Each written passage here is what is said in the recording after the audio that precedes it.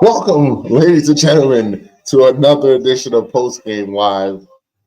I am your host, Big Mike, doing double duty, working, hardest working man in podcasting right now, live right now with you on YouTube. And no, don't adjust your set. I'm on YouTube. We're on the Facebook. We got two shows going on at one time right now. Can't do it alone. Podcast Poppy is doing the NFL watch party on the other show. And I got my man Anthony here live for the Knicks post game wrap up. We're taking over. What's New York State of Mind, baby. New York State of Mind, baby. New York State of Mind, baby. You see it. Detroit who? Detroit who? My man was talking hellish shit on X the past 2 days. Talking about Knicks are overrated. Cade Cunningham's the best player in the series. Man, fuck all that nonsense, man. Came into the D and we showed them who runs this shit. Straight up and down. It's a great feeling. You know what else is a great feeling, Mike? Knowing that they have to come back to our place again and try and pull off that bullshit that they pulled off in Game 2. They have to try to come back into the Garden and do it again, which they won't. They ain't gonna do it again. I mean, the series is not over. Job's not done. Oh no, it's not over. But I'm very happy because again, a lot of the conversation. I mean, let's be real. After the game ended, Game 2 ended, was like, Game 3. It's like shit. It's gonna be a madhouse in there. We was kind of like a little nervous. So it feels good to just get this win, take back home court, and just take back control of the series. And the Knicks play. Well, this was the first definitive win. Like, even all that nonsense was happening at the end of the game, the Knicks was in control of this game from start to finish. Oh yeah. Oh yes. Detroit had the little runs, but we held them off. We held off each and every run they made. Which is just that's what you got to do on the road. You have to silence that crowd before they start getting too crazy.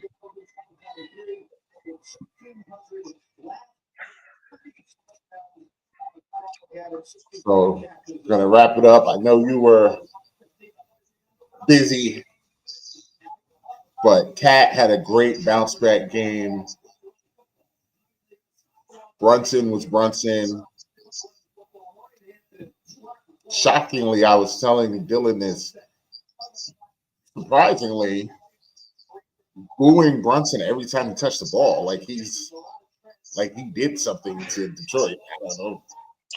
Well, the thing is, I think I said this a couple of days ago. If you really go online, outside of obviously New York, people hate Brunson. Like, people really don't like Jalen Brunson. They can't stand the way he plays. They think he's like a elite foul baiter. They think he flops all the time. Like, people don't like Brunson. And I think the reason why he got so much disdain tonight was partly that, and also the fact that he made Pistons in 5. No longer possible. As he repeats it again. But you know what is possible, Anthony? Motor City, Jersey City, New Jack City.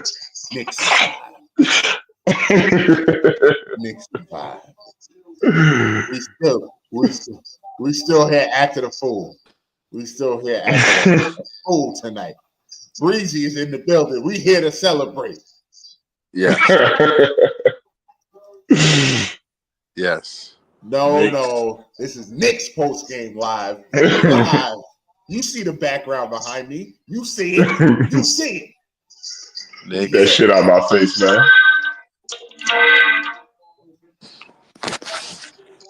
You see the picture. You see it. Matter of fact, let me change that. Matter of fact, change it up James, a little bit. let's play the song. Man, play the song. We gonna play the song right now. We gonna turn up in here tonight. Troy was talking spicy. We had a little Mike trying to get the flag.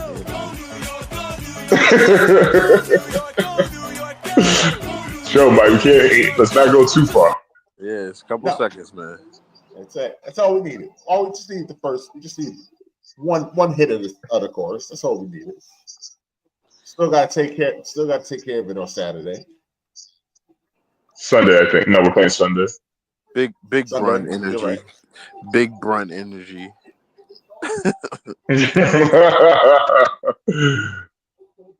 He still got to give the ball up a little bit more in the fourth. Still got to give it up a little bit more. Listen, I honestly, I don't know. Like, it's hard to, like, I see what you're trying to say, but it's hard when he always shows up like this. Yeah, I mean, when we needed him, he delivered again. So it's like, how much does he have? To what extent does he have to give up the ball in clutch time? He is literally Mr. Clutch for us. No, I understand that, and I understand he's Mr. Clutch and an award winner and all that stuff like that. But he is very lucky that they didn't just start trapping him in the fourth, because then what we gonna do? You know, he's gonna kick it to Mikal Bridges, and Mikal Bridges got to knock it down. Which he kind of hasn't been doing in clutch time. I mean, he was doing it throughout the game, but in the fourth, when you start to ice him, when you go Brunson or Prey, and it's like, all right, now I'm cold, and you looking for me to save us when you kick it out to me when they double team or triple team you. Because that's my only criticism sometimes of, like, you know, when people say, like, oh, we do too much Brunson ball, which we do sometimes, but at the same time, I've seen it a few times when he will give up the ball to somebody and they'll brick an open three, you know, and I'm just like, well, what do you want us to do? Want us to keep going to these people who aren't hitting the shots when we need them, or just, you know, you got that clutch. She's like, all right, I gave you one chance. I can't afford for you to miss it again. Like, we need to score down the stretch. Like, we need to win this game. I understand that, but it also basketball is a rhythm sport. So, like, if you've been in rhythm all quarter because you've been taking all the shots, what do you think all your other guys are doing? You know what I'm saying? I see what you mean. They're not getting any shots up. If he passes it to OG's going to shoot an air ball because he hasn't touched the ball in 10 minutes. That's true. Air ball is strong, but I hear what you're saying. I think OG may shoot an air ball if he hasn't touched the ball in 10 minutes. Brunson on the other hand, Bridges on the other hand, he may shoot a brick. It might go in, but he may shoot a brick. But, you know, like, I do, but again, I love the way we played today, at least on offense, you know, just with everybody eating. We finally saw Karl Anthony Towns, the one that we liked, the one that we hoped for, the one that we were expecting when he came to New York. You know, again, it's like he plays like this, which he honestly, this is not an outlier performance from Cat. This is something he can do on the regular. This is something he could do consistently. Games like this. When he plays like this, we're a dangerous team. Yeah, but you know what? I'm still kind of like feeling weird about this win because, like, damn, why are we winning by 2 points against the Pistons? Like, why? What's going on?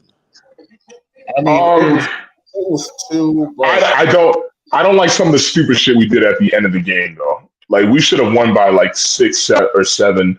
And again, that tip ball straight to Hardaway, and he hit a 3. Like, it's like, what the fuck? That was also luck. I don't know how the ball just got awarded to the Pistons off the. Yeah, that was weird as fuck. That pissed me the fuck off. Like, that doesn't make sense. No, it goes to them, but I don't think it's a side out. But it's like, because they sent off the alarm, the buzzer before anybody touched the ball. So I think it's awarded to them. but it's not a side out. It's a inbound from the opposite end. But I guess they gave him side out because technically it was a call. Yeah, but it's a blunder. It's a technical blunder. Like that's the part I just didn't like. But that doesn't have anything to do. That's referees. That don't have nothing to do with the Knicks doing that. That's why I didn't understand the point of the side out. But it is what it is, I guess. So, Yeah. so OKC might have just injured Ja. Oh Are you God. serious? Yeah. Is it looking bad? Like, I mean, he's still on the ground.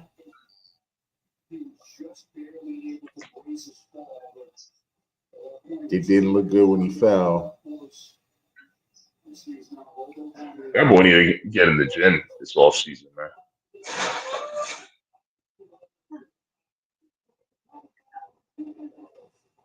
They didn't even call that a flagrant. That's crazy. That's crazy.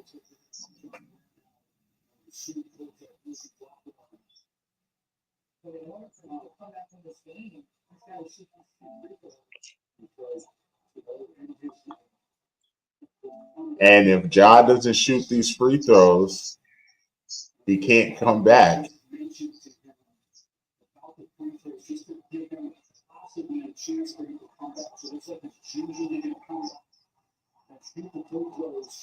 Oh man, I don't know if Ja can shoot these free throws. Damn, it's really that bad? Bro.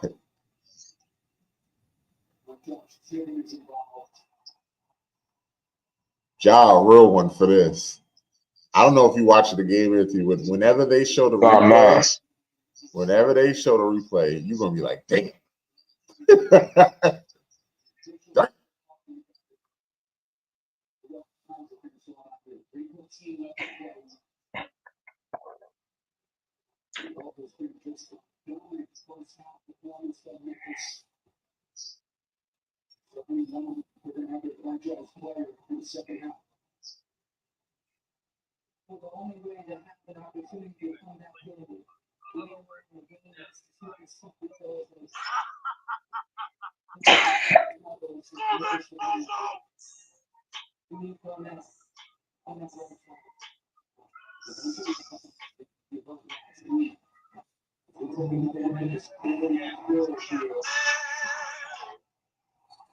Oh. Oh.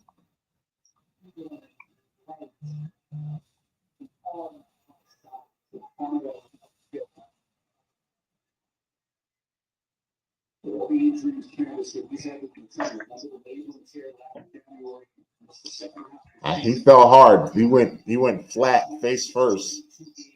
Ooh. I hope he's okay.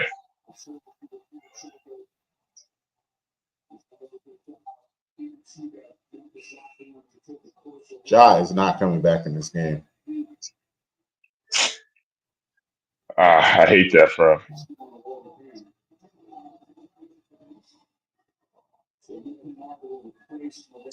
Oh, I forgot the Nuggets and Clippers were playing.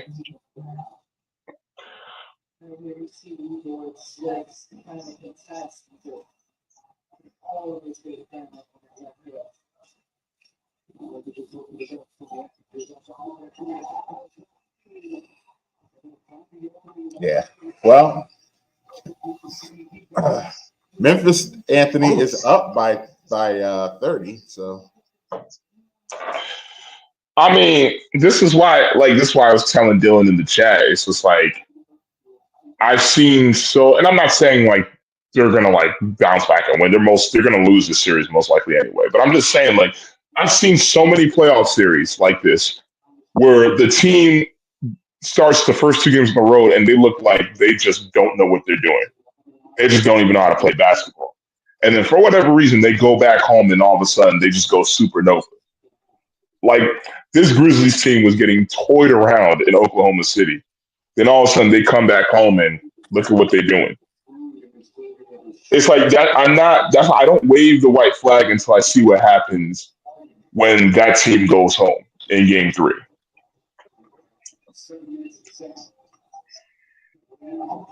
And Yeah, I do hope Justin Rod. I mean, we all hope John's okay because, like,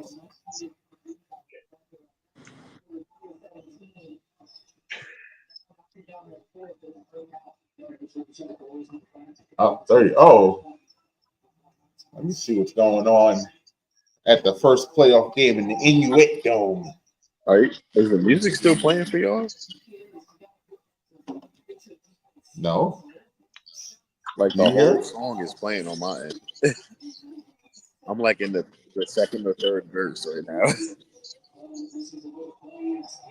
No, I don't hear this. Nothing playing. Yeah, nothing's playing.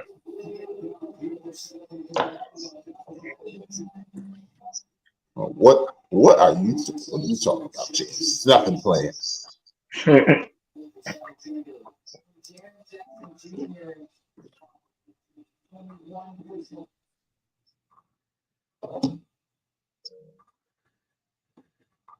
Clippers up Y'all don't hear 11. No, no, I don't hear nothing.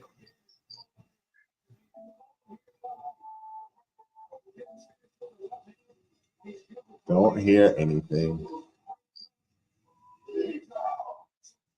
What are your Anthony? What are your takeaways for Game 3? What do you think the Knicks need to do to keep? I mean, Game 4. Excuse me. Keep this momentum. My one, I still have a slight concern about our perimeter defense. My thing is personally, I think we're still benefiting a little bit from Detroit missing some of these wide open threes that they've been getting. We're benefiting from some of their players just going cold from behind the arc, and we're not contesting the three as much as I would like to. Because the thing is, it's not like we're blowing them out. We're winning these games by 2 points, 3 points, and whatnot. You know, that's a difference of some of their shooters who have been cold pretty much this whole series, knocking down an extra three or two of them. So that still slightly concerns. I still want to see us tighten up a little more on our perimeter defense. I would like to see Josh Hart look for a shot a little more. I feel like he's just very. He goes on these. He has these moments where he just gets very timid to shoot, or it just feels like he just has no confidence in his shot. And it's like I just want to see him just shoot a little bit more. Like I feel like he gets content with, I'm just going to be the guy, the rebound guy. I'm just going to the do hustle everything. guy. Yeah, I'm just going to do everything and not work. He goes into that. I'm not going to worry about my offense so much that he forgets. Yeah, you still score. It's okay. Try to do everything else. You know what's crazy, Mike? Though I don't necessarily have a problem with it like that. Who you talking about? Bum ass Tim.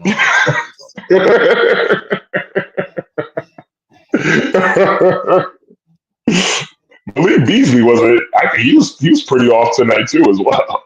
He's flirting with it. Y'all tried to tell me I was crazy, but hey, he was doing a lot of talking. Throw up a lot of bricks. He was doing a lot of talking. He put up a lot of bricks. My man was bricking all your motherfucker out there. A lot of talking. We got bailed out that he was off. I mean, Malik Beasley went 2 for 10 for 3. Yeah, we got bailed out. If he hits three more of those, it's curtains for us. Oof. Okay, James. All right. Okay, James. Well, if he hits 3 more, okay. He was 2 for 10. 2 for 10. I'm confused on what your stink ass fucking Beasley. Because you were telling me, because I told you that Malik Beasley was stinking up the joint in the other game too. But he had 6 threes. Okay. I mean, I'm watching the game. He's not hitting big shots. Filler. A lot of empty calories. Isn't Tim Hardaway had 7 threes tonight. Did Tim Hardaway kill us tonight, or was he stinking up the joint? Didn't Beasley have the most threes in the season this year? Second most. Second most threes this year. Has he shot like that in this series? He's been off, and that's what I'm saying. We are, Mike. Your ego is terrible, bro. So again, I asked you. Tim Hardaway had 7 threes. Tim Hardaway had 7 threes tonight. Did he impact the game? How many threes did Schroeder have? Did he impact the game? Schroeder impacted the game more than Tim Hardaway did. Schroeder had 4 threes. So the points are the points, is what I'm saying. He had 7 threes. You can't, bro. You can't just beat 7 threes. When he's bricking wide open threes in the fourth quarter, wide open, brick. Like what? So here's the conversation. Empty calories. No. So here's the conversation that I like to bring up, where me and Roz was arguing about the point in time of when it happened. Because the thing is, when he was off, that mattered to when it was off. It mattered to us that he was off in the fourth quarter. Now, if he hits those 7 threes in the fourth quarter or the second half, your energy wouldn't beat us, because 7 threes is still 7 threes. It just mattered at when and what point in time it happened. So again, boom. Wow. Dudes, we're doing. I understand this is the Knicks post game live, so I understand that this is the Knicks bias. So I ask you, you think Tim Hardaway's 24 points was more impactful than Dennis Schroeder's 18? They were equally impactful, bro. All right. Because how many threes did Schroeder hit in the second half? I have to get the exact breakdown. I know how many. I just know how many he has in the game. Go look and see. I can see.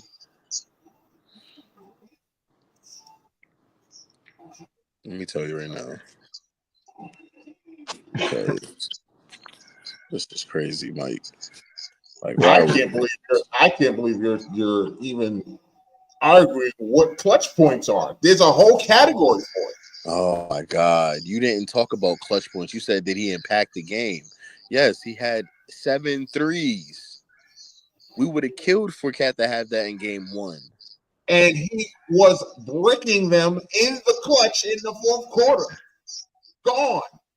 Oh my God. Gone. You didn't say you're changing it now. You said, was he impactful to the game? 7 threes did not impact the game, James. Okay. All right. If you say so. It did not. Because I felt the entire game it was a dogfight. We didn't have a comfortable lead this whole game. We went up by 10, 11 points at one 13 in the third quarter. Yes, and now easily was gone. Now think about when he hit his threes in the third quarter. To cut it to 6. Oh my God! Now you're minimalizing his shots, right? This is crazy. Telling me that Tim Hardaway impacted this game when he did not.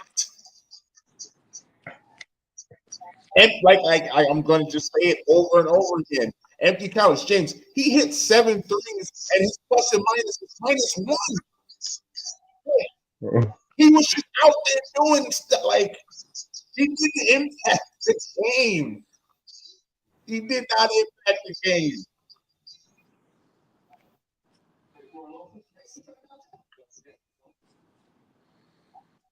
Hold on a second.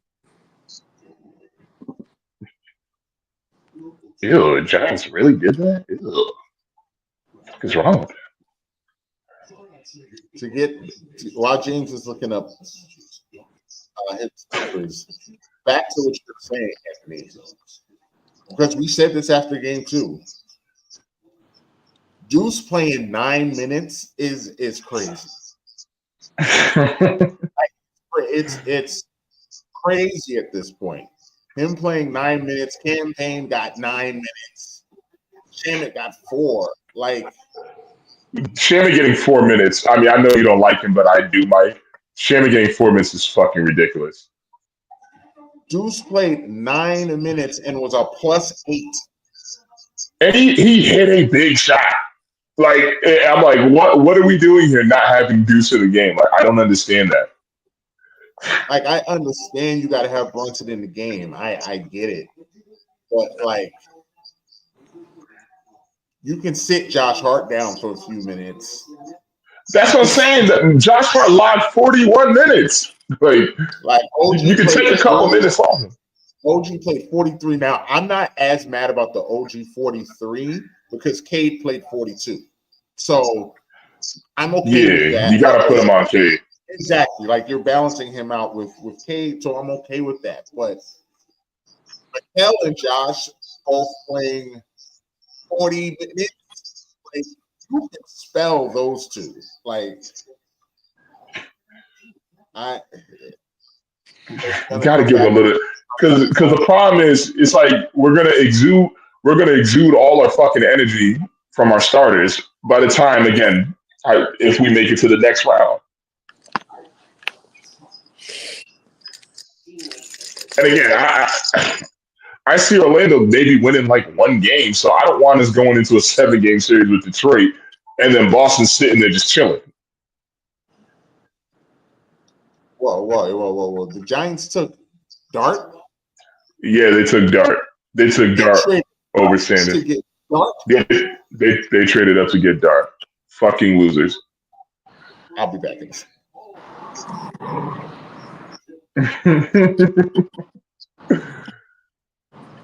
So yes, unfortunately, James, while the New York's basketball team is, something to cheer for, the football team's an absolute disgrace.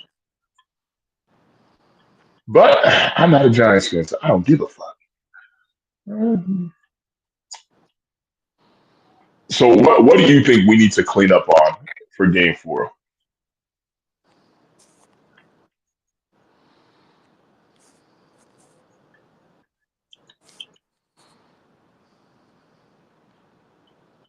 Hello? What'd you say? What do you think we need to clean up on for Game 4, personally?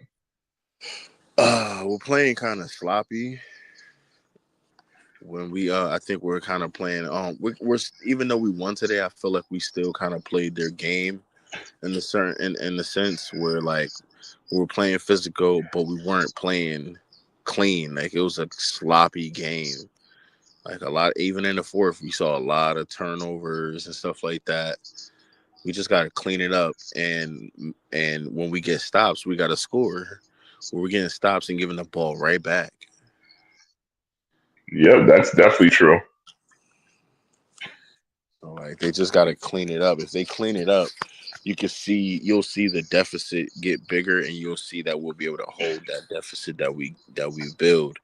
But we can't get stops and give it right back to them, because at that point in time, it's almost like a second chance point. Yeah, because we had a couple leads, but we couldn't hold on to them. They just kept coming back. Thankfully, we held them off. Gave a little bit of separation, but then it kept coming back. That's my point that I'm trying to tell Mike, because like, all right, Tim Hardaway Jr. had 3 threes in the first quarter, right? Yeah, and then he had 2 threes in the second quarter. You know what I'm saying? So you don't think that him scoring 9 points in the first quarter and scoring 2, and I mean, then him scoring 6 points in the second quarter off of threes doesn't keep them in the game? That he's not. Oh yeah, that does. That impacts the game. Where Schroeder had 4 threes throughout the entire game, and he's telling me the guy that had 7 didn't impact the game when they had the same amount of threes in the second half, but Schroeder had a bigger impact. That's crazy. Okay, Jay. So outside of Cade, that's who. I see what you're trying to say. They got to rely on. They were in the game because of Tim Hardaway. No, that's not what I'm saying. From the beginning. What I said was the impact they made on the game. So he kept them in the game. Is what you're saying? No, you're still over talking me. First of all, the first thing that I said was we got lucky that they were off. You said, "Oh, bum ass Tim Hardaway Jr. He didn't have any impact on the game." I said, "How is that so? He had 7 threes. If he doesn't hit those threes, we blow them out or something like that." Like, so that sentence right there, James, means they were only in the game because of Tim Hardaway. That's what that sentence that you just said. No, they're not only in the game because of Tim Hardaway Jr. They're not only in the game because of Tim Hardaway Jr. But if he doesn't hit his threes, we do blow them out though, because if you take away 7 threes, Mike, 7 threes, that's what, 18, 21 points. Well, and you're saying that doesn't have any impact. Because you're doing it in totality. Okay, if I take Cat's 30 points away, the Knicks lose and the Knicks get blown out. But when the Cat score his points, when the Brunson make his plays, like it matters. Okay, there's context. There's like, I get that theory. But your retort was also Schroeder had a bigger impact on the game. I still think Schroeder had a bigger impact on the game because his defense was bothering Brunson in the third quarter. But we wasn't talking about defense. We weren't talking about defense. Let's stick to the Anthony. What were we talking about? We were talking about the threes. Tim Hardaway's impact on the game. That's what we were talking about. We're talking total. Are we talking total impact or just on the offense? We were talking about threes. We were talking about. If we're talking total impact, I think Schroeder had a bigger impact. Yeah, if we're talking offensively, I would say Tim Hardaway had a bigger impact offensively, personally. Like, I would agree in totality. Yes, he had a bigger impact on the game because he was defending. He was being annoyance and stuff like that. He was reaching in. He was getting probably offensive fouls. He was in right places at right times. All those things count. But we weren't talking about in totality. And Mike wants to try to cut me off and try to end that conversation because we were talking about threes, which is why Malik Beasley came up when I mentioned how many threes he had for the season and all that stuff. So stay on top. Because none of that matters for today when he went 2 for 10. Threes. None of that matters. We were talking about threes. You're changing the mode. You were changing what the conversation basis is. No, because you're highlighting one stat. I said Tim Hardaway did not impact the game. And you said, how did he not impact the game if he hit 7 threes? No, that's not what I said because you brought up keep threes. Focusing on the three. You said James. You said James. He had 7 threes. How did he impact the game? I said, that was your initial. I did not say he had 7 threes. How did he this is live, and we are recording this. I can't wait till it drops so I can pull up the file. I can't wait with egg on your face. So you go ghost in the chat once you look back at it and realize you were wrong, and then just try to sweep it under the rug. Try to sweep it up? That's never been that. All I've said from the beginning of this was he had no impact on the game because he was missing threes in the fourth quarter when you brought up his 7 threes. And then you said Schroeder. And I said he was missing threes in the fourth quarter. How did he impact the game? How many threes he missed, Mike? He went 7 for 12. 7 for 12, yes. 7 for 12. Total, so he missed total, right? So he went 1 of 3 in the fourth. He was missing a bunch of threes. So when did he miss those threes, James? I said he went 1 of 3 in the fourth quarter. Now listen to this. Watch this. How many do you think Schroeder had in the fourth quarter, Mike? How many did he have, James? 1.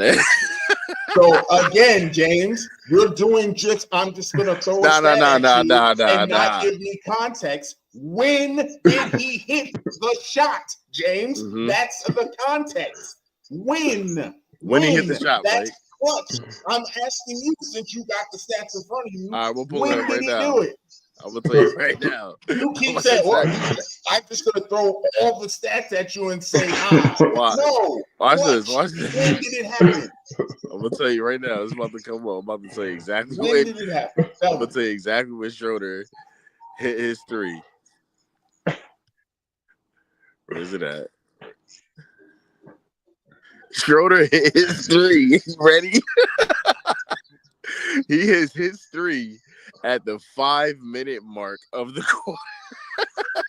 5 minutes left in the fourth. 5 minutes left in the fourth to bring it to a 7-point deficit. And when did Tim Hardaway hit his 1-3? Okay, I'm gonna tell you right now. To bring it to within 3 at the end of the quarter. The one that three he hit, he hit off of the tip. The one that so before that lucky 3, he had an offer James with 10 seconds left in the quarter. Watch this. Watch this. He impacted the fourth quarter. Watch this. Watch this. Yo, Anthony, what shot was you pissed about? It was I didn't like the Hardaway one. That was the one where it tipped. That one I didn't like that. Nobody remember the Schroeder shot. Shut up. What are you talking about? What are you talking about? What was that? Talking about, bro? Wait. What did you say? Why didn't you like the 3? Why I didn't like the 3 because it cut it to 3 points, and it gave them life. Like it was like because it was like a 6-point game. I forgot how many seconds were left on the clock. But it should have been one of these. It should have never happened, right? It should have never happened, right? Because the thing is, I was saying in my head, I'm like, okay, the worst possible scenario is somehow just magically falls right into the hands of a Pistons player, and he just knocks down a 3. And 2 seconds later, that shit literally happened. The worst possible outcome literally happened. We should have never been in that position, right, Anthony? No, we should not have been in that position personally. Exactly. It's like one of those things where it's like I can't kill a player for how sometimes the tip goes per se, but I just hate the fact that happened because that was a big 3. Was that Tim Hardaway doing something, or was that a lucky shot? Did he make it? He made it. He made the shot. I wouldn't say I was a lucky shot. I mean, he wasn't being defended or nothing like that. I said that's more. It was tipped to him. That was more of a clutch shot to me. Like if there was like a hand in his face or like he shot it off balance and made it, I would definitely say that's a lucky shot. I just think it's one of those unfortunate situations, like towards the end of the game, where it's like we should have closed it out and we did some things just didn't go our way.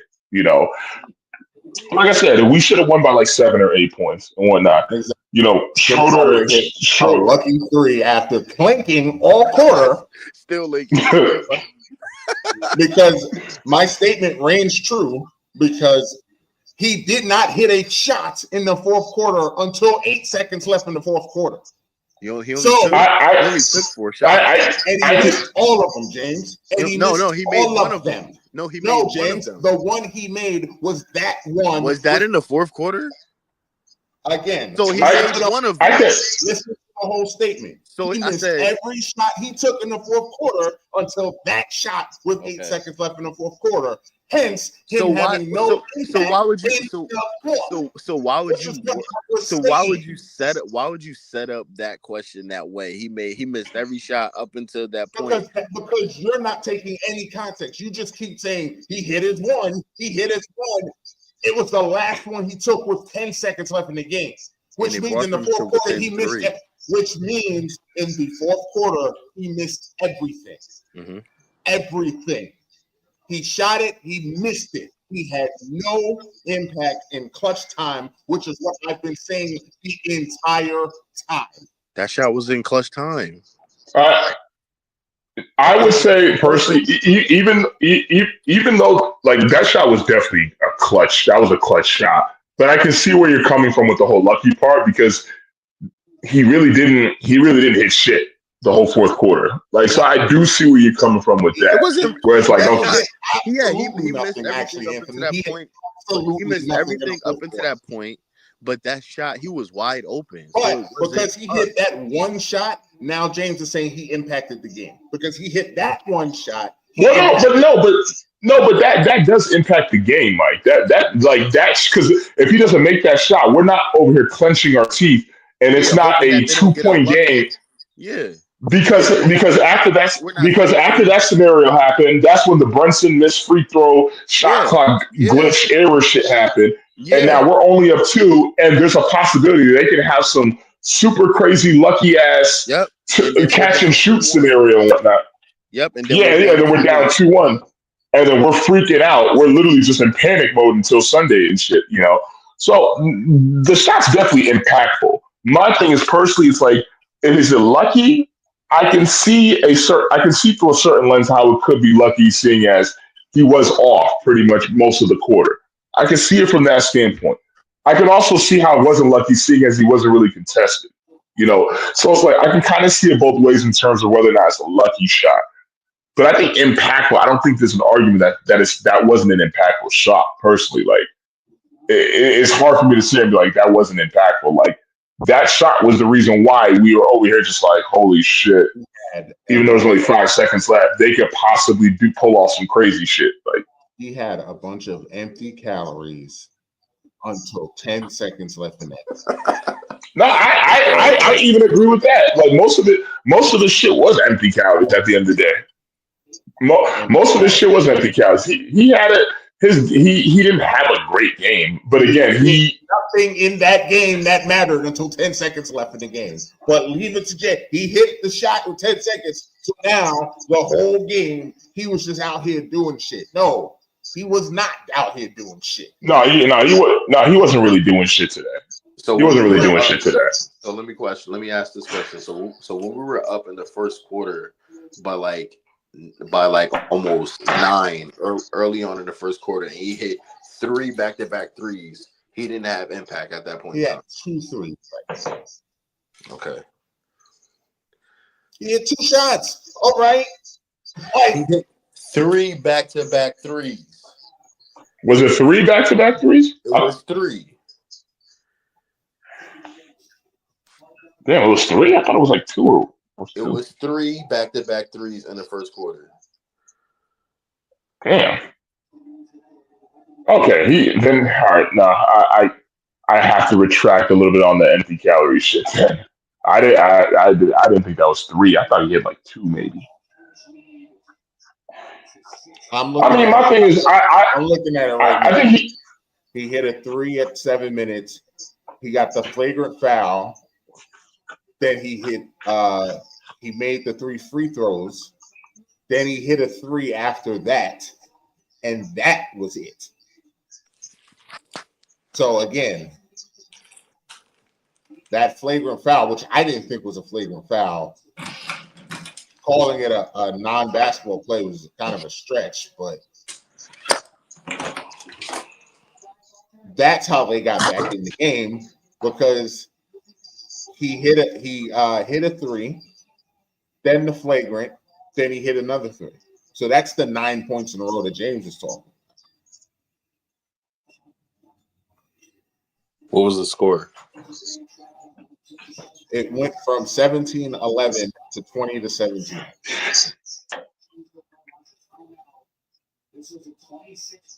And then guess what? Guess what, James? 2 threes in the second quarter. No. Then he did not score again for the rest of the quarter. He didn't shoot either. Did he score? That's an empty statement then. What's the point of that statement if he didn't shoot? If I don't shoot, it goes back to my point. Empty calories. He had a nice little point that did nothing. It doesn't it's just points in the matter of a whole game. It's empty calories. Like you're a bugging, bro. I don't understand. No, if the score, what was the score again? Say the score again before his 9 points. What was the score? One more time. It was 17-11. 17-11. Then it was 20-17. Yeah. Like Yeah. you're just just putting no context. You're just slapping blanket general. Well, here's this and here's this. That's it. Because the thing is, right, if it's 17-11 and he doesn't hit that three and we score, and then he James, doesn't hit that three and we score. He made the it score is 20-17. He didn't score again the rest of the quarter. The Knicks were winning at the end of the quarter. His points didn't do anything. I'm talking about the deficit and what it made it not be, Mike. That's impact, yo. You bugging right now, bro. James, that's not impact. That's not impact, James. Okay. That's just points. All right. It's just points. Like, okay. It's just points, James. Like, I don't know what. Well, the most like, do you think that Cameron Payne's 4 points impacted the game? Because if he doesn't score those 4 points, the Knicks lose. So did his 4 points impact the game? Also, when Cam Payne got his fast break layup, we needed to get that bucket to keep our lead and keep our momentum. So Cam impacted the game. Because no, listen. Because right now, I'm asking you a yes or no question. Yes, it did. Yes, it did. Because it kept our momentum. Because it kept our momentum. If you think that momentum and when these shots happen and throughout the game, these things don't matter, you don't know basketball, bro. And I don't want to throw that on you because you know basketball, but right now I think you're trying to argue semantics and trying to be. No, you're actually just arguing semantics with me. No, you're just trying to black and white me with points. I'm not. Well, I'm not. The point, so it had impact. Like, no, I'm not. That's not how that happens. That's not how that works. Yo, Anthony, we were in a dog fight, right? And we needed to keep momentum throughout the game at any point in time. And when Cam Payne was on the floor, we need to get serviceable minutes from Cam Payne.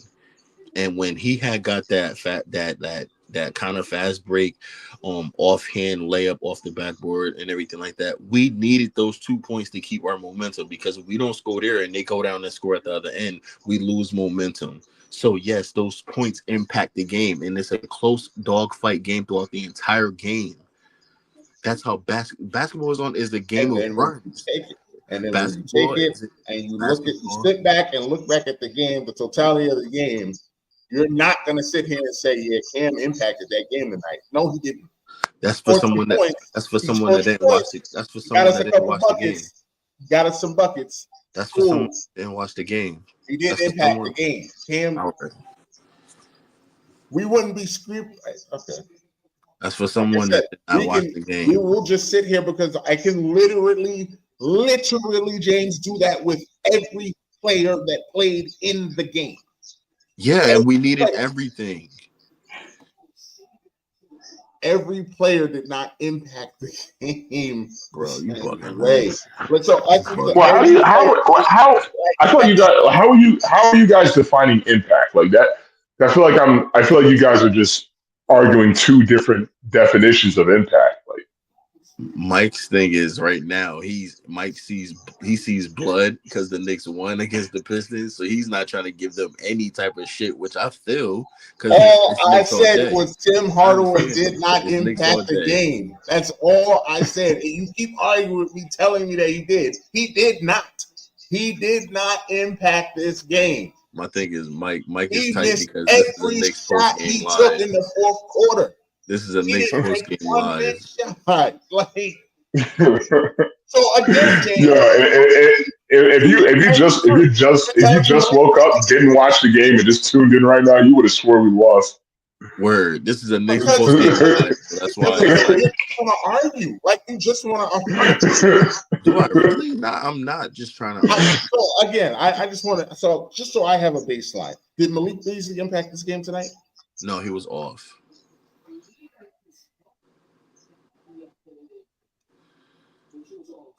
Okay.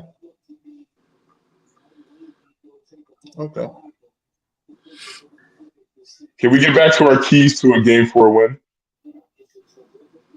Stop Tim Hardaway. He had the most points on the team tonight. He had the most points on Detroit tonight. Did you know that? He scored the most points on their team tonight. He scored the same amount of points as Cade. How much did Cade have again? 24. 24. He had the same amount of points. That's an offensive guy. 24 points. Well, you heard it here, folks. We gotta stop Tim Hardaway Jr. We better hope that Malik Beasley doesn't hit 3 more of these threes because he shot 2 for 10.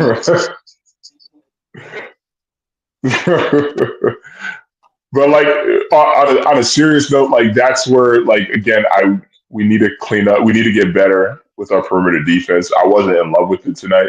Again, I still saw Detroit having more open attempts than I would like. Again, we are fortunate that those shots didn't fall. And this was like the second game in a row where we were fortunate, even though we lost game 2, we were even fortunate in game 2 that those shots weren't falling for them. And it's like my fear is again, we're not blowing them out. We're only beating them by like 2 points and shit, 2-3 points. Again, that's the difference of them going 3 for 10 instead of 2 for 10. So it's like that's the part that concerns me a little bit. Because again, it's a high likelihood that one of them is eventually going to start knocking down them shots if we just continuously leave them open.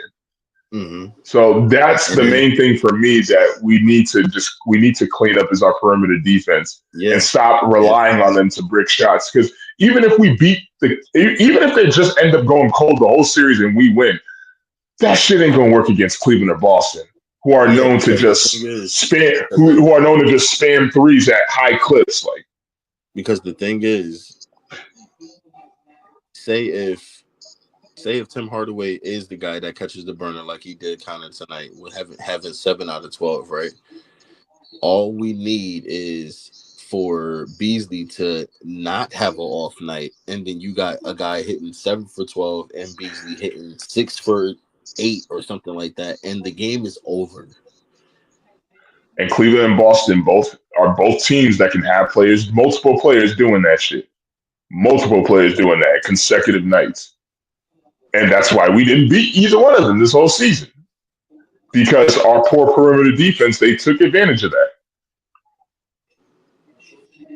We're getting away with it because Detroit, they're just not that great of a shooting team, or at least for this series. So we're getting away with it.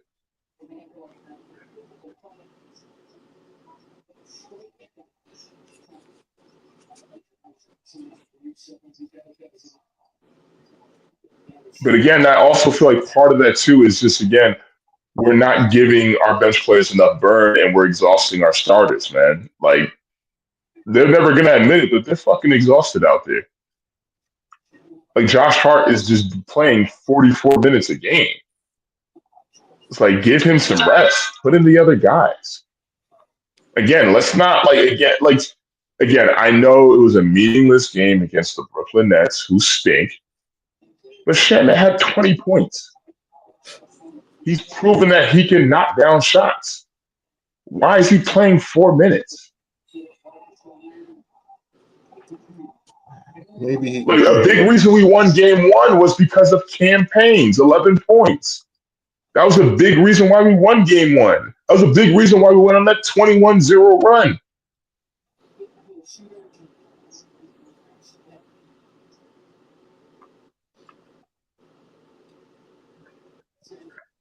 As long as the Cat plays like this for 2 more games, it should be okay. Because Bridges is going to have to play well because OG has clearly gone into I'm just playing defense this series mode. So. OG had a good game today too. No, OG had like 22 points. He focused on defense. Yeah, and that's fine with me. Like this game that OG played is perfect for me. He still was he had a good offensive game at least through the first three quarters. He scored, I think, 22 points. But he's still conserving most of his energy trying to just at least make life difficult for Cade. I have no problem with that. Yeah, You know, he's still Mikal playing a Bridges. lot of minutes, though. He's still playing a lot of minutes. The reason why he got like kind of crossed up in the end of the game is because he was super, super duper fatigued. But it's more, I hate to say this, but it's more forgivable for OG to play a lot of minutes because we need to we need to make life tough for Cade. You know, so he kind of has to be that Cade neutralizer in a sense and whatnot. It's Bridges and Hart that need to get more rest for me personally. Yo, And I can tell. I mean, you talking about OG conserving his energy on defense. Josh Hart is conserving all of his energy for defense and rebounding. Yeah, Because that man is not looking to shoot whatsoever. Yeah, I know that. But what's crazy is, when we got Bridges, I was like, damn, all right, cool. We got a defensive wing, everything like that. And then in reality, he kind of light in the pants, bro. When it comes to guarding, no, seriously, when it comes to guarding like the Cades and the Tatums and stuff like that, he's just too small. Bridges, you put him on like the B star on a team. He's the guy you put on the B star. OG is the one who you put on the A star. OG's the one who's going to guard the Tatum, the K's, the Donovan Mitchells, and whatnot. That's where you put OG. You feel comfortable putting Bridges on Brown? Yeah, I feel comfortable putting Bridges on Brown. More so than on Tatum. To that barbecue chicken. I don't want Bridges guarding Tatum. Fuck that. Tatum hunts that. What's that statement? Barbecue chicken? Tatum will cook Bridges. Fuck all that. Damn.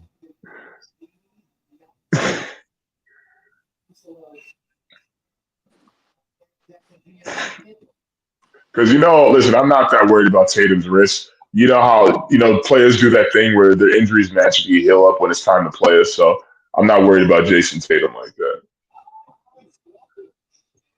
Yeah, you should probably worry about Jason Tatum.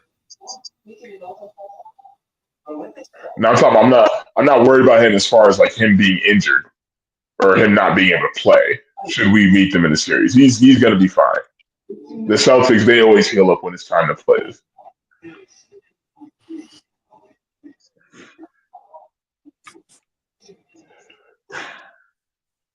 Because it's like I don't want to dismiss the Pistons because this series is so far from over, like you said, Mike. But it's like it's hard not to make some cross references to Boston and be like, okay, I like what we did in this series, but there's certain things just like this isn't gonna fly if we run into Boston.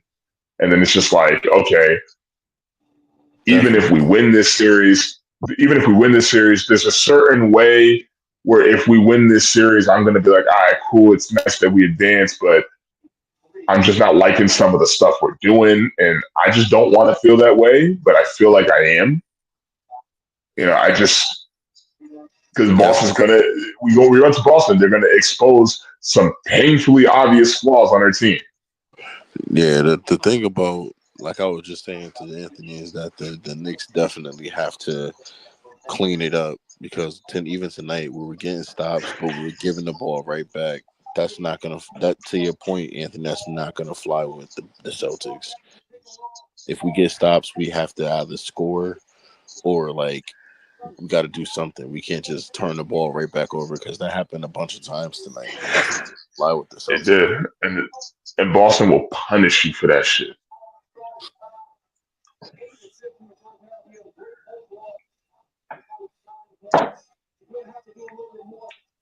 I mean, but I don't want to get too critical on the Knicks. We played well tonight. I'm happy we won. Like I said again, after game 2, some of us, I mean, we were all a little nervous about how he was going to come out for game 3. Detroit's first home game in 7 years. That raucous crowd and everything like that. And I'm happy we showed up. Huh? I didn't even think it was that loud. You know what? I kind of agree. There were some points where it was a little loud, but I'm just Not loud, but it wasn't a consistent roar or anything like that. Well, like I said when we talk about Boston, is way louder than that. I Boston. honestly feel like the media is making this more of a rival than it really has to be, and the Knicks are playing up to their competition. They need to fucking wake up. Wake up. I'm not gonna disrespect Detroit like that. Detroit has a good team. I'm not You know, disrespecting they them, have a but good team. I'm not disrespecting them. But in reality, when we look at the playing field and match up the skills, that team shouldn't match up well against the Knicks,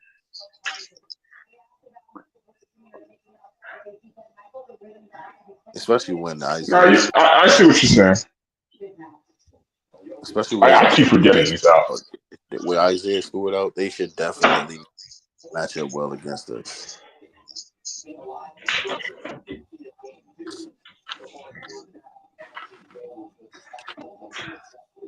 They don't have the bigs. With Isaiah Stewart not playing, I just don't understand how Precious is not in this rotation. I don't know.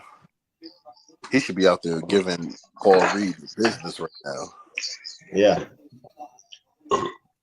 Be out here giving Paul Man, Reed. y'all can miss me with that Precious bullshit. I don't want to see that man on a basketball court. I don't understand. Hey, y'all need to chill with that Precious talk. But you want to see Shaman on the floor. Yes, I do, because he can hit shots. Get the fuck out of here, man. Yes, I want to see Shaman, the guy who can score. I would love to see Shaman out there. Anthony, Fucking Precious. Anthony values threes. I mean, he gonna shoot them. He ain't making them. He should be shooting them though. We got a shooter's chance with him. But I would like to see Precious hit the floor because he's gonna give us. I know, but here's why I love Josh Hart so much. At the end of the day, I have no problem with him just like, well, not, I don't want to say completely, but I don't have as much of an issue with him, like basically just not prioritizing his offense in any capacity. Because when he prioritizes, because again, his rebounds, he had 11 rebounds today, 9 assists. I love that stat line for him. And then again, all the hustle effort plays that you don't see on the stat sheet. That's Josh Hart right there. Like, he is a motor. And honestly, in my opinion, he's all the motor we need. I don't need to see Precious out there. Unless we absolutely just need to throw in a body, we need to give somebody some rest, or just if it's a really dire situation. I just don't see the need to have Precious out there. This team needs rest. I understand how they Put in Shaman. I don't understand how they got Mitchell Robinson at a -4, at a -7, and he was doing his thing out there, getting those rebounds and big possessions and getting those steals. Well, offensively, he's inept. If we're just gonna keep it like, he's just very inept offensively. I saw a couple lobs and throws to him in the paint where he just flat out missed the ball or got it stolen from him. And I'm just like, dude, you're doing solid on the defensive end. You're doing solid with the rim protecting. But goddamn, can you not be fucking useless offensively? They gotta run the pick and roll and lob with him. He was only 1 of 3. He didn't have any turnovers. He had 4 fouls, but that was it.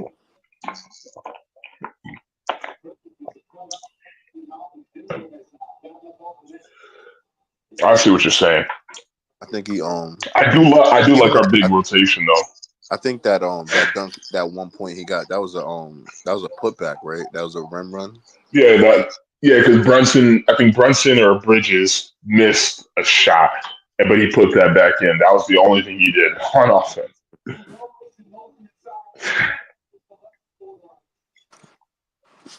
Yo, Durant is better than I thought. Yo, He's very good. Durant's not bad. Yeah, Durant. I mean, my bad. Like I said, Detroit got bodies. They play physical and they got bodies they can throw at people.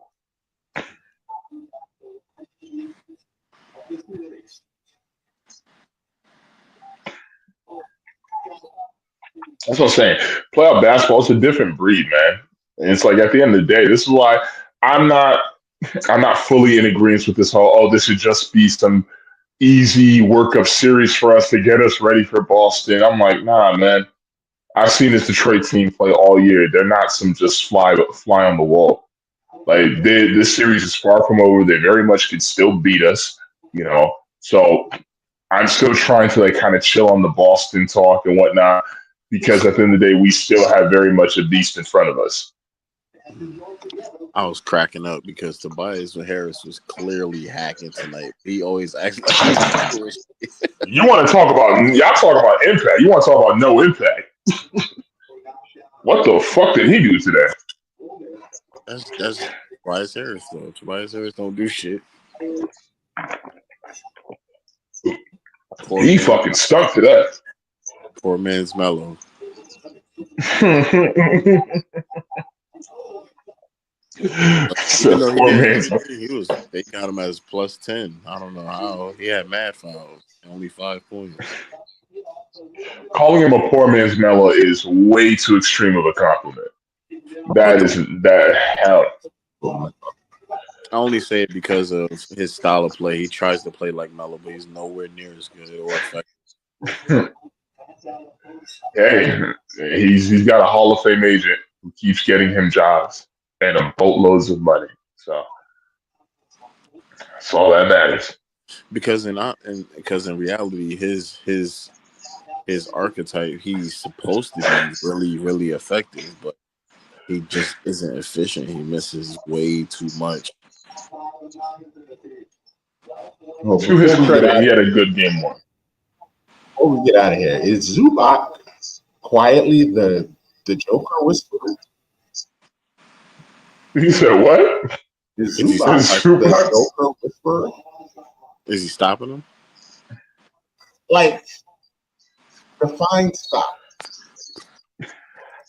He's definitely making it difficult on him. So making Joker score 30 instead of 40, would that be defined as stop? Let me see. Joker right now is 5'9". Oh damn! Clippers are smacking the Nuggets, and he's a minus 13. Zubac has 11 points. And he's plus 12.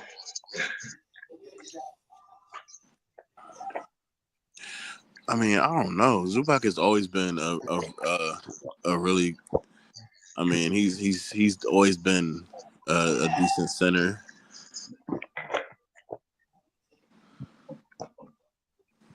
He's a double-double for sure. Let me see. Is this? Yeah, the Nuggets are getting just waxed right now. I'll tell you guys right now, we're going to see some pieces moving around in Denver if they don't win this series. I think the pieces happen regardless. The pieces are getting moved around regardless. I think Aaron Gordon is out of there. I think for sure Michael Porter Jr. is out of there. No, he's not out of there. They said he's safe because it's some off the court type of shit. But from what I read, they said like he's safe because he has some like ties with the owners or some shit like that. I can't remember what it was, but it was actually legitimate legitimate article talking about that. Them ties ain't translating into on the court. But Aaron Gordon's gone. Personally, Listen, I told you, Anthony, the moment Luka got traded, the conspiracy train started. Because Jokic is still under contract, right? What that means? Does he have a no play trial? Yeah, I mean, no, he does not. Oh, he doesn't. Oh, you think he's out? He going? Bradley Beal does. LA and Bron is going to go off in the sunset. Yes, James. Actually, yes. But what does LA offer Denver? What can LA offer Denver? That's a good question. I mean, they probably could offer him money with Bron off the books. If Bron I mean, returns, I'm thinking Austin Reeves would definitely be gone.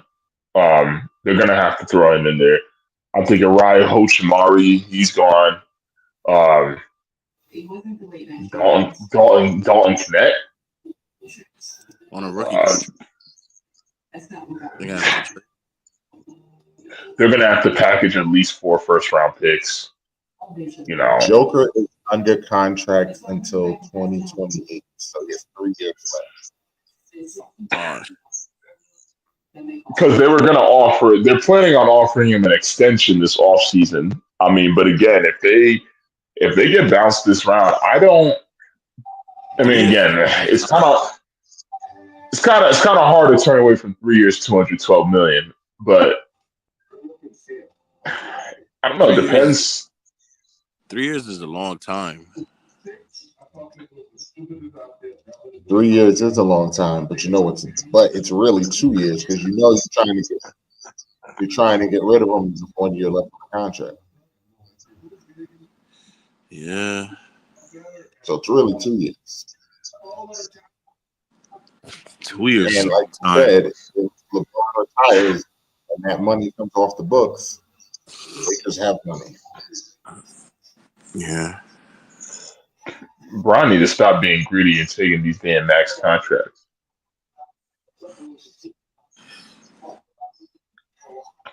Hey man, you gotta pay him. No, you don't. He's a fucking billionaire. There's no need for him to be still taking up max contracts and then complaining when the Lakers don't have the money to get people and shit. Name the superstars that's not taking the contracts.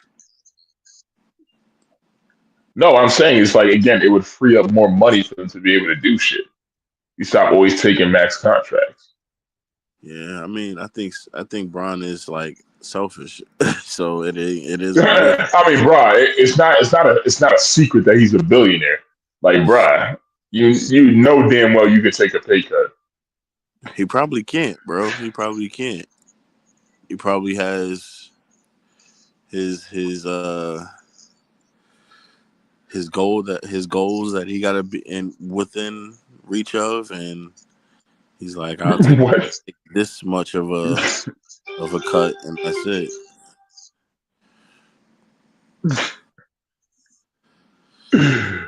He's not taking cuts like Brunson. He's not. He's never gonna do that, bro.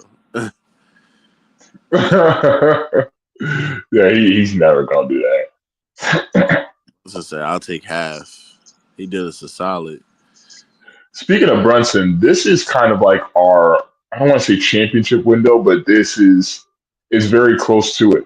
You know, this is Brunson gave us a window of contention, Yeah, taking that reduced contract because yeah. That's why we in a can't couple beat him. years, yeah, in a couple years when we have to give him, I believe, assuming the cap continues to rise at the 10%, we're gonna have to give him 323 over 4, which is a super max, and that's gonna cripple us.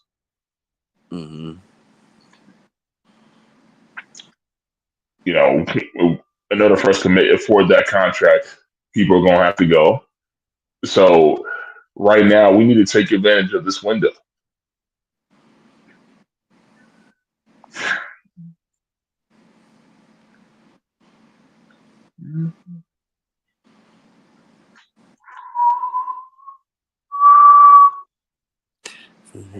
Even going though, would it be always fun away? But I just feel like Cat gotta be able to make bigger passes. What time do we play on Sunday? I hope it's in the evening. I'll tell you right now. The Knicks play at 1 p.m. Oh, fucking great. You gotta work. Yeah. So, not gonna be able to watch that game. Mm-hmm. You know, that's That's also why I'm glad we're up 2-1. Because again, if we lost this game and I'm not able to watch game 4, I'll be nervous. I'll be nervous as fuck. Yeah. I'll be scoreboard. I'll be at work scoreboard watching the whole game. Now that I know what we're up 2-1, I won't feel as much of a need to scoreboard watch, and I can focus a little more at work. Yeah. All right. I mean, don't get it. Yeah, go ahead. I'm listening. No, the only thing I gotta say is again, like I said, this is the most this is the most important game right now. We have to put our fucking foots on the neck. We have to. It'd be nice. None of this. We took back home court. Fuck that. We need to win game 4 and take a commanding lead. Yeah, it'd be nice to close it out in the Garden. Cunningham, money man.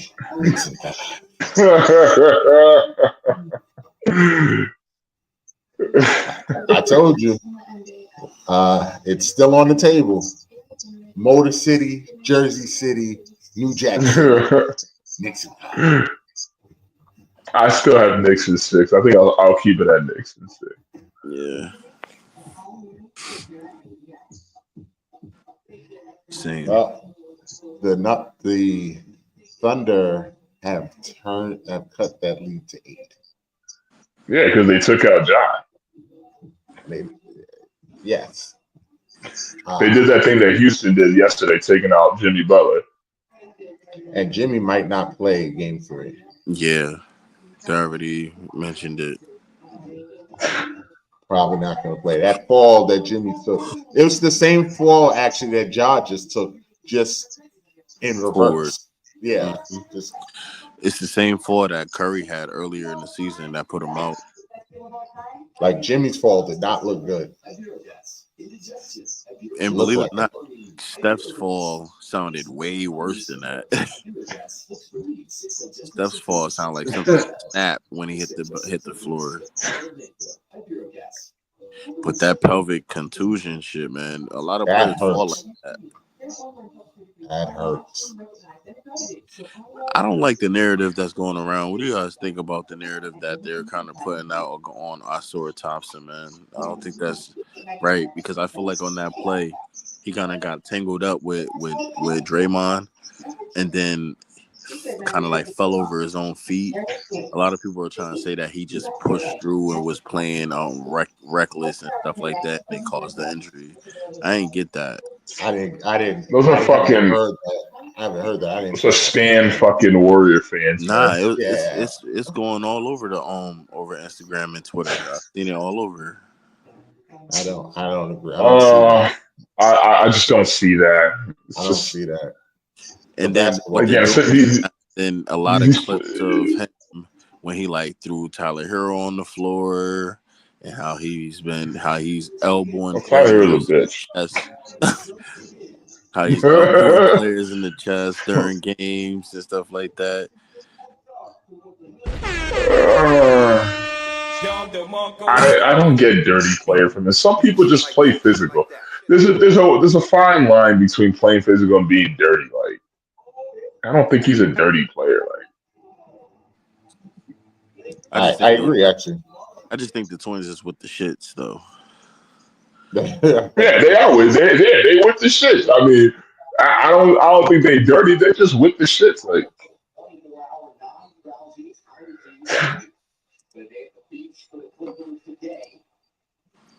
Yeah, so I don't mean to pivot for 2 seconds, but because I haven't been watching the draft in like an hour. Like I stopped watching like when the Falcons took their pick. Like, has anyone taken Shador? No.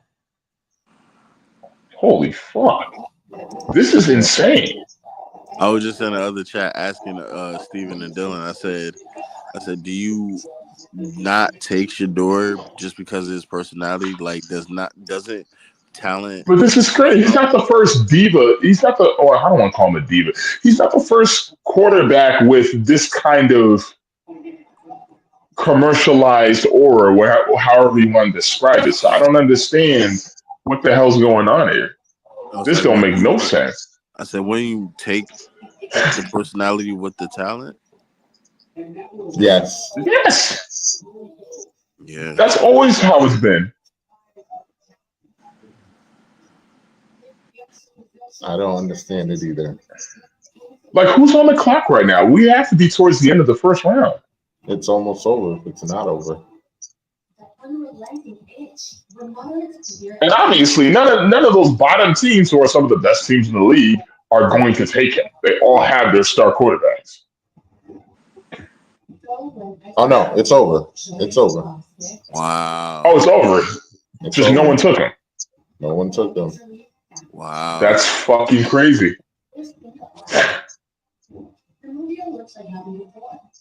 What?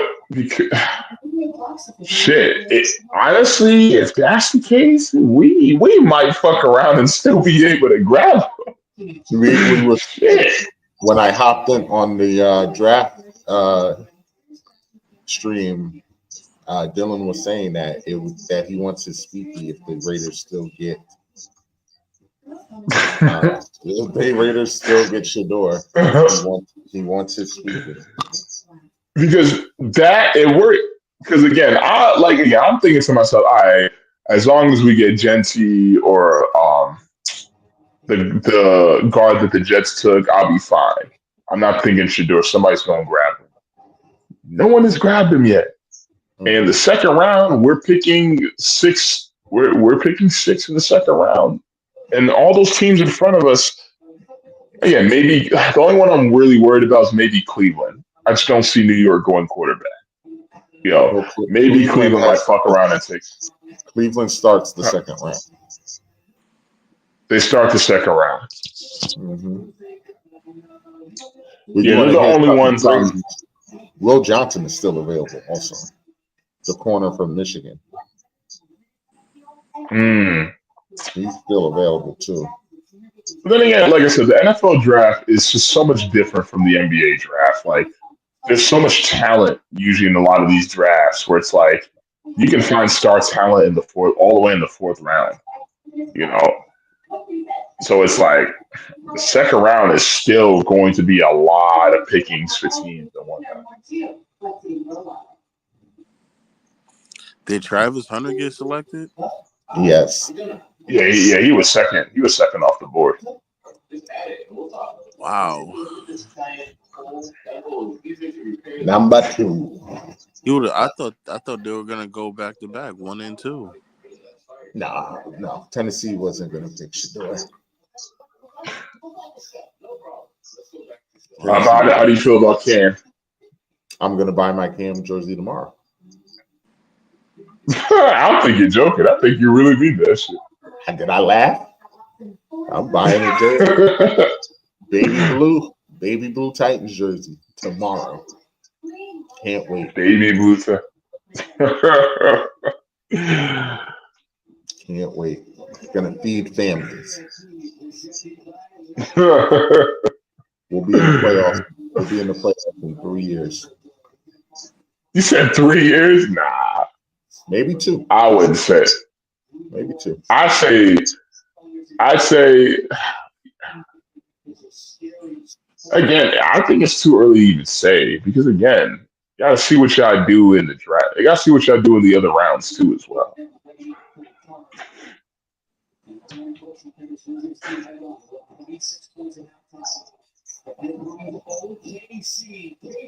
OKC is down 6. I'm going to bed because Anthony, I know that Ja got hurt, but y'all were up 26 points.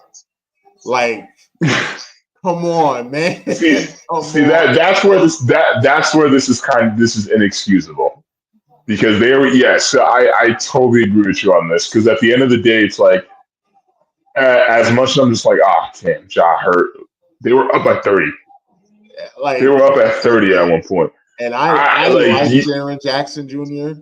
This can't happen on your watch, bro. Like, it cannot happen on your watch. He is good enough, or he's supposed to be good enough, that you can beat this OKC team if you're spotted 26 points. Him and Desmond Bain should be enough. Second half. Like, it's not like it's the Yes. whole game. It's the second half. Like, they cut that lead to single digits in 12 minutes. Like, they are low-key running y'all out of the gym right now. To cut it from 26 to 8. 6. Listen, I know I said this series is going to be cinema and probably wrong at this point. 6, Mike. But 6. I'm going to say this. If we see a Clippers OKC series next series, that will be cinema. I will make that prediction again. Yo, Anthony, I tried to tell you about this series. He did. He tried to warn me. I said I don't think it's gonna be that as exciting as you think it's gonna go. I mean, again, I don't know. I'm still not hopping on the OKC fan club just yet. 3, Mike. They gonna beat the Grizzlies. They only up by 3, yo. Yeah, nah. So what? Just nobody knows how to score anymore after your job? Like, what the fuck? I want that Thunder Clippers matchup. I want Boardman on SGA. I want that.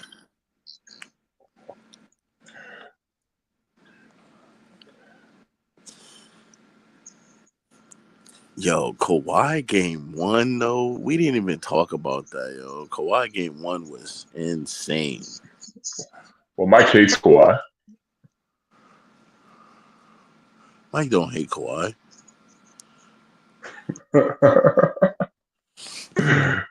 He ain't got that clutch gene. Nah, that's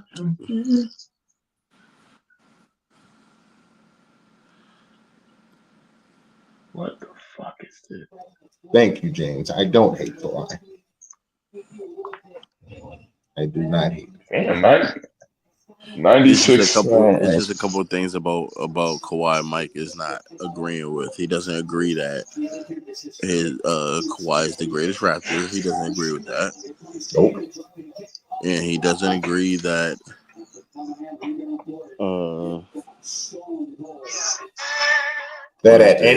that at any point in his career was he ever better than LeBron. I would never say that. Who's ever said that?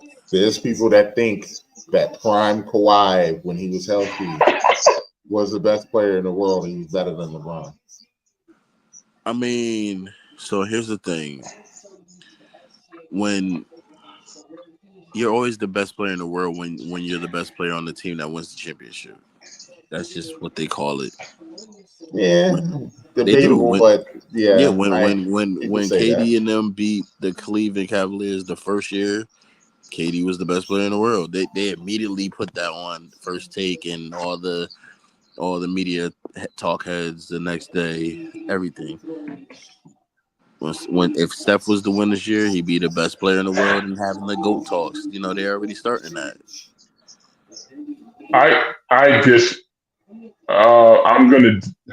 I'm gonna disagree and say yes. I do think there was a point in time. I don't think it was a long time where you could have made an argument to say Kawhi Leonard was the best player in the world. That Toronto Raptors run was one of the greatest runs in recent memory. Yes, and it was like definitely it's comparable to Dirk Nowitzki's run. Yeah, it was a rough run. It was run. Yeah. You gotta remember, he beat that Warriors team, the Kevin Durant Warriors team. He beat that team. No, he did not. Kevin Durant didn't play. He did not beat that Warriors team. And if you remember, Clay also got hurt. That's the series. Clay tore his Achilles too. He did not beat that Warriors team in 4 straight. He got the chip. Won't take the chip from him. And I won't disrespect because he, like you said, he played unbelievable. But he did not beat that Warriors team. Well, listen, all I'm saying is I say this, it sounds like a broken record, but I say this all the time about Kawhi. He's one of the biggest what ifs for me in basketball. If he just didn't have those glass knees that just kept exploding every 5 minutes, we'd be having very different conversations about Kawhi Leonard. I mean, I don't like Because even with his extensive injury history, just the time he's been on the court, he's already a 2-time NBA champion. Like, you just think about if he was able to stay healthy, he would easily have one more chip. which chip, What? which year. Any of his prior years with the Clippers, I feel like he could have taken them to a championship. Because he didn't get hurt the year they were in the bubble, and he blew a 3-1 lead. It was the year that I think they took against Dallas, where he played like the first game or two or something, and then his knees gave out. a couple years ago. 2 years I ago. don't know. Yeah, I don't he know. was if it would've playing been that really year. well. They wouldn't have won the title. I That don't was the think year that- I don't Golden. think that was That's the the year. year Golden State won. They wouldn't beat that. They wasn't beating that Golden State team. To be honest, I don't even know if he would have been able to do it by himself. But the year that he hurt his ankle, when Petulio slid his foot under his foot, That year, James, you have up there. That Spurs team was sneaky good. yeah, That Spurs team had a chance against that Golden State team. yeah. That's why I do not like. I never have liked that Jock because he stole that from us. hmm He stole it from us because Kawhi was busting their ass in that game. Nah, for real. He was busting KD's ass. Yo, nah, we was together that day, wasn't we? I Mike? think We was so. at Buffalo Wild Wings. I think so. He was busting Kevin Durant's ass. It was that me, game. you, and Wayne. That crazy. Yeah, he was going crazy. And then he got hurt, and then he was gone for like It 3 was never the years. same. The whole course of the NBA changed. Yeah, that was when Yep. you got to Because leave landing room for the player. That happened. That's when the Spurs said he wasn't as injured, and like it all changed with that injury. Yep, he didn't play the whole season. A healthy Kawhi Leonard is still a top 5 player in the NBA for me. Right now, no, I disagree. No, right now, Top yes. 10, top 10, yes. Top 5, I disagree. Top 5, a healthy Kawhi Leonard is top 5. He's healthy right now. I'm talking about in general. Like, in general, a healthy What are we Kawhi Leonard talking? is top 5. Like, so what? All time? Well, no, hell no. Like, what do you mean? Like, he's in healthy the right NBA. now. In the Well, yeah, current, he is. in the current He is. NBA. No, he's top. Yeah, he's top 5. Yeah, He's not top 5 because he's not. yeah, he is top 5. He's not better than Joker. He's not better than Giannis. He's not better than Luka. He's not better than You're gonna argue with me right here. He's not better than Jason Tatum. He's not better than him either. The fuck out of my face. Yeah, I knew he was gonna say that. Fuck that. He's not better. You're telling me both players in the prime. No, you're telling me both players in the prime. No injury history exists. You're taking Jason Tatum over Kawhi Leonard. So again, that question, Anthony, like in his prime would be like 2018. So like, are we talking 2018 Kawhi? Or in their prime when they were at their very best. Kawhi's when they're at their very best. Yes, we're not doing this taking Jason Tatum over Kawhi Leonard shit, man. Hell no. But today in 2025, Jason Tatum is better than him. Jason Tatum is better than him right now as we speak. Jason Tatum is better than him. If you don't factor in the health, I disagree with that. If they was to meet in the finals, Jason Tatum is giving him the work. wow. No, that's not. No. I think This Jason is Tatum's better than him right this is now, recency bias, man. today. I don't think it's recency. I feel like I don't think that Jason Tatum gets Tatum a fair is, shake. and Jason Tatum is arguably the third best player in the world. And you could make an argument for number 2. Yeah, he definitely should be. I said this for number 2. Like, really, Joker is the only person that you could tell me in the NBA right now that I'd be like, all right, yeah, nah, Jason ain't better than him.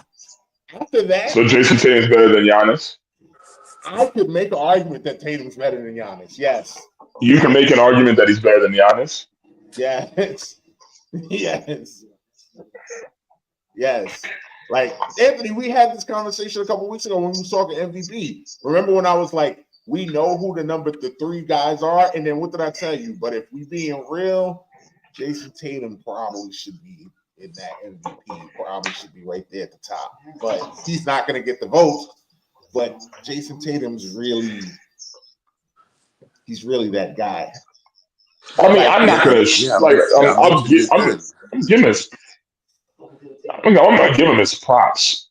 I will, But at the end of the day, it's like again, I've seen postseason Tatum, and I don't really like what I've seen from that motherfucker. It's kind of like again, like Jason Tatum kind of reminds me of Aaron Judge. He puts up these spectacular fucking regular seasons, and then in the postseason, it's like, oh, what the fuck is this? I don't know what it is that people don't give him his props, yo. I don't know what else, because even he won the title last year. What they gonna say now? They still gonna say a lot, Jason. They still gonna say. I'm not saying he was awful in the postseason. I'm just saying, like, offensively, he wasn't doing it for me. It wasn't efficient. Yeah, that's really it. It's just he wasn't efficient. He was scoring. Because there's a reason. There's a reason why people were saying, "Hey, you take him off this team, you put somebody else there, and they're still winning." Like, I think somebody went even as far. No, but people were saying that in the postseason last year because he was struggling offensively. He was struggling offensively. I've seen what Tatum did to the Knicks for Game 1 of the season.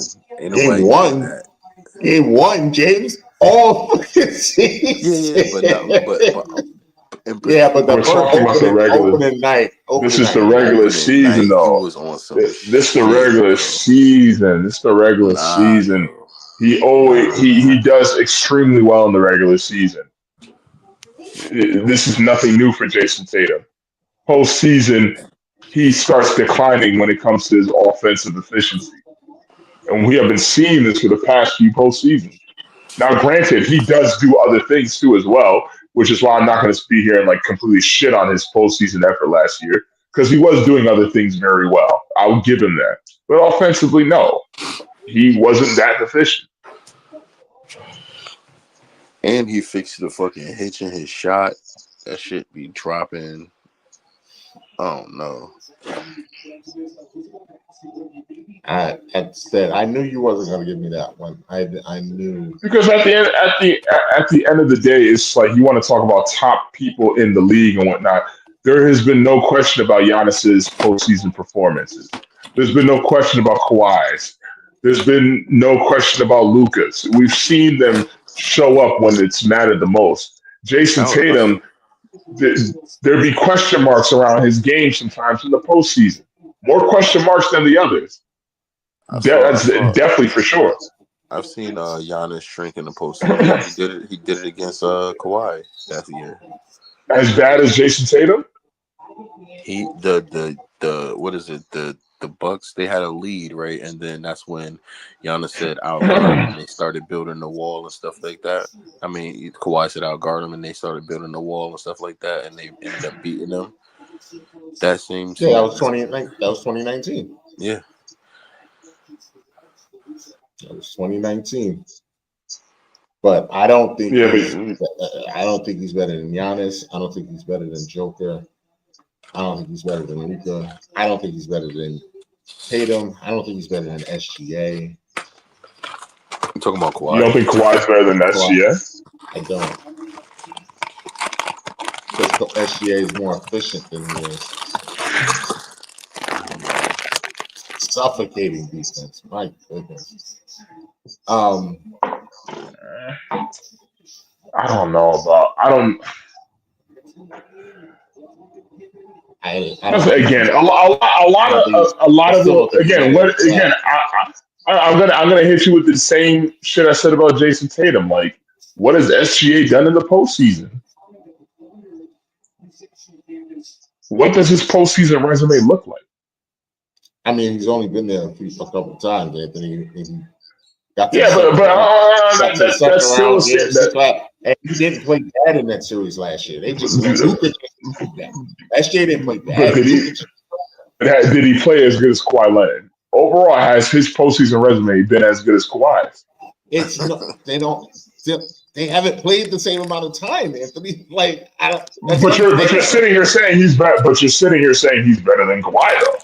Again, I think you keep taking the whole career and trying to mash it into right now. I'm talking about right now, today. Kawhi is not better than SGA. Yeah, but how are you basing this? Because again, I'm like, here's the thing. I'm not even having this conversation if we're factoring in his health. At the end of the day, that's the only reason why I don't have this conversation is because of his injury history. I'm telling you. Like I said, the conversation with Kawhi is so much different if he didn't have his injury history. Like if we're saying right now at this very moment, I'm taking Kawhi over SGA at this very moment. I'd rather have him on my team than SGA.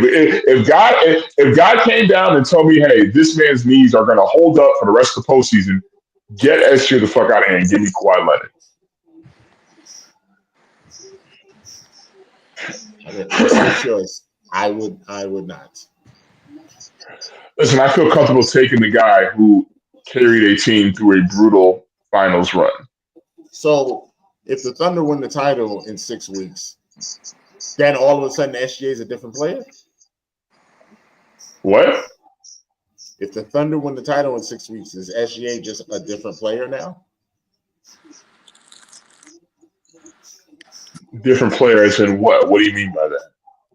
Would he be better than Kawhi then if the Thunder win the title in 6 weeks? If he wins Finals MVP, yeah. Do you think he's better than Tatum right now? Tatum won a championship. He didn't win Finals MVP. You think he's better than Steph Curry right now? Who? Kawhi.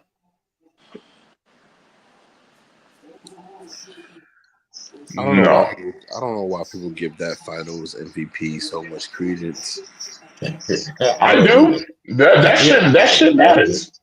That shit absolutely matters. It matters, but because it's an indicator of your contribution towards that championship at the end of the day. Iguodala. But I hate when people. I don't mean to cut you off, but I hate when people bring that shit up. It's such an exception to the rule. KD stole Steph's Finals MVPs. No, he didn't.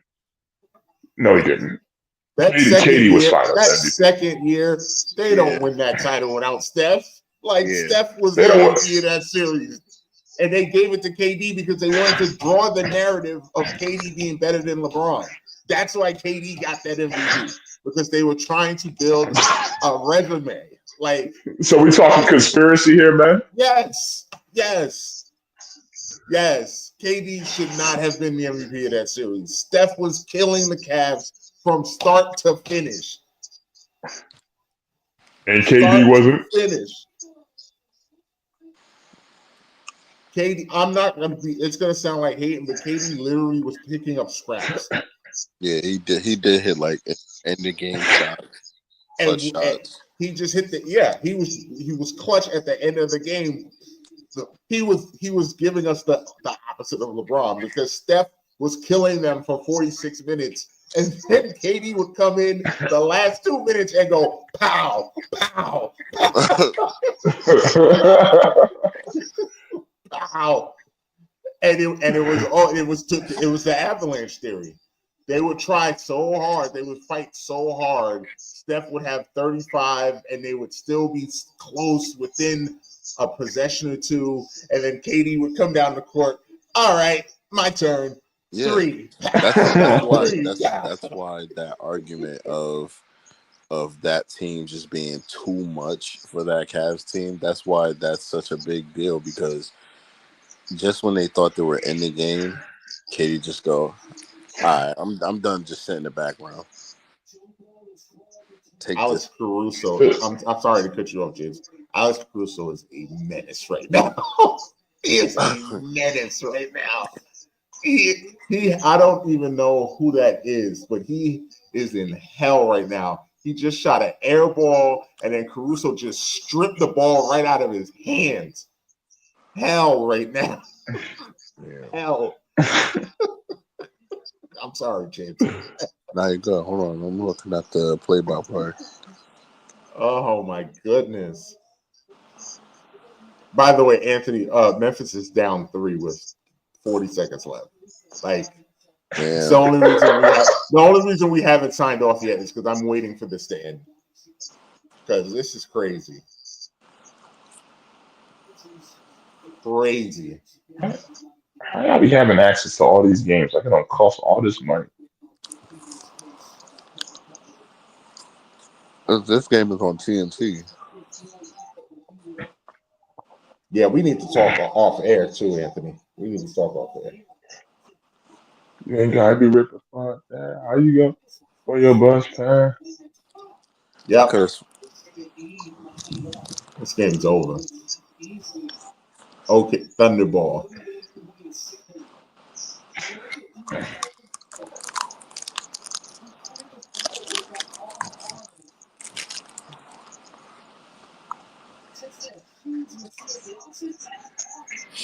Oh yeah, that is a foul. Nope, that's a foul, Edie. We're not going to do the LeBron Kawhi argument because it's just a waste of time.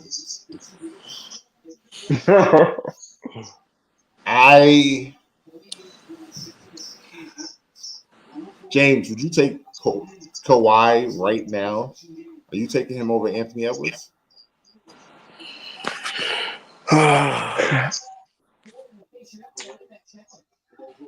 I don't know, because here's the thing. I don't know either. I don't know either. Well, well, absolutely not. But only because of age. That's it. Listen, here's the thing. I'm spoiled by game 1, yo. Yo, game 1, Kawhi was insane, bro. Like, masterclass. Like, I love Kawhi's game, bro, because he's such a... Kawhi is fucking nasty, man. Like, yo, like, and to Anthony's point, like, when he's healthy, he literally, like, he's like a perfect model player besides Braun that I love to watch the play, because he's just like inside, outside, defense, post game, 3-point, handle, the what is it? The momentum, like speed up, slow down. Like, it's just it's such a gem to watch, bro. And it's like, you're never gonna see that. But then he does that game 1, and then he doesn't need to do it again, because what does he have tonight?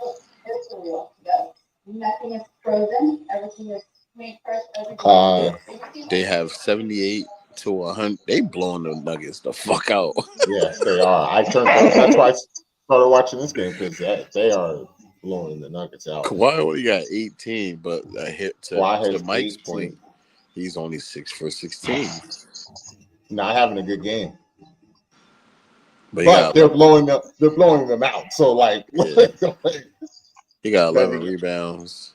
11 rebounds is good. 11 rebounds. What this looks like, because and full transparency, I'm not watching it, but it looks like this is a normal. This looks like it's a James Harden game, actually. Yeah, it's really Zubac and Powell. Yeah, Powell's having a good. Yeah, Zubac is having a good. That's what I'm saying. Zubac is the Joker whisperer. He got 17, 7 rebounds. Oh, we got a Nicholas Michael Batum Porter. sighting, James. 4 for 6. Michael Porter. 4 for 6. Michael Porter Jr. 4 has for 6 for 7 3. points. Yeah, Michael Batum. Porter. This stink.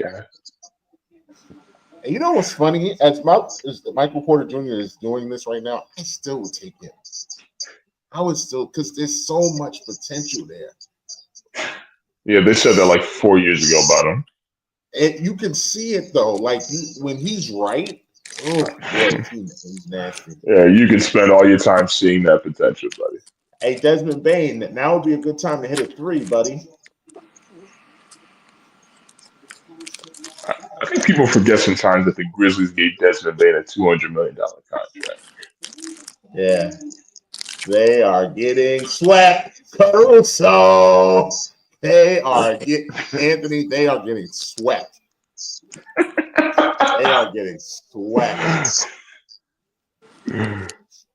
Yeah, and I think Ja's gonna be out in this game. Because Ja's looking at this like, I'm not coming back for this.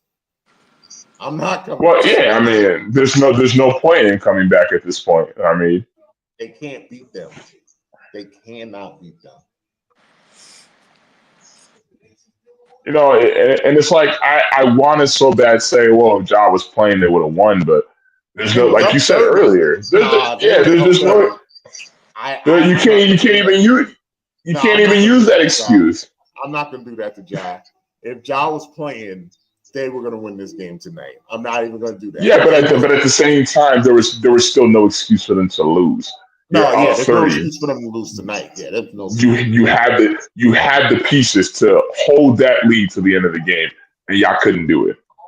That's still on Memphis. And this is OKC taking their soul right now too, because if you lose this game, it's over.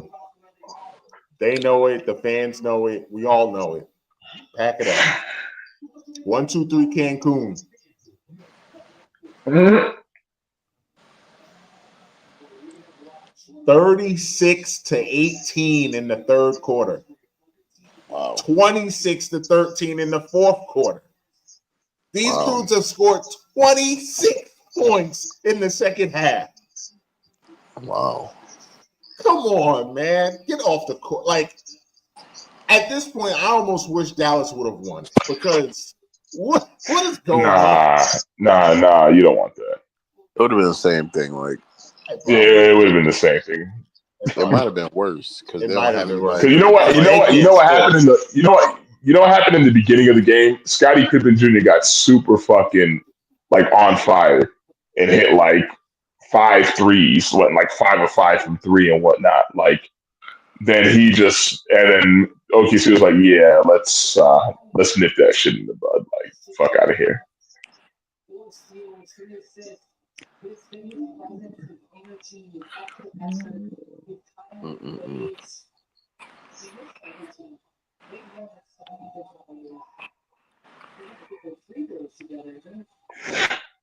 OKC Plays got tomorrow. players. They got too many players, and Chet came back at the perfect time.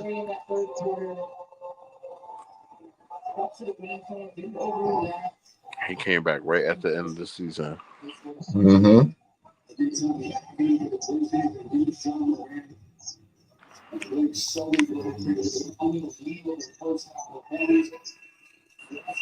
Well, that'll do.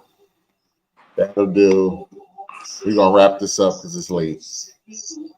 When is Knicks? Are they Saturday or Sunday?